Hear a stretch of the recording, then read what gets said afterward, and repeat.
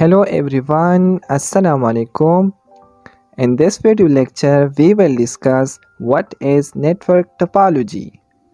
What are the types of network topology? That is, what is physical topology and what is logical topology. Network topology means design of a network. Network topology can be defined as the layout of how the network devices are connected to each other in a network is called network topology. Network topology basically एक network की design को कहते हैं, यानी कि एक network में network devices जैसे कि computers, servers, printers, switches, hubs और राउटर्स एक दूसरे से किस तरह से कनेक्टेड है और उनके दरमियान किस तरह से कम्युनिकेशन होती है, इसको नेटवर्क टोपोलॉजी कहते हैं। There are two types of network topology. The first one is physical topology and the second one is logical topology. Physical topology. The physical layout of a network, that is, how the network devices such as computers, servers, printers, switches, hubs, routers are connected to each other and the cabling between them.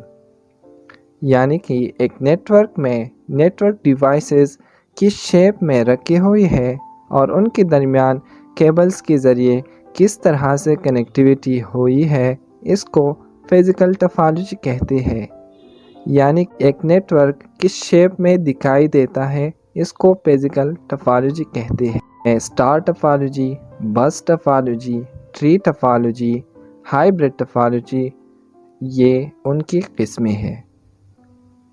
Logical topology.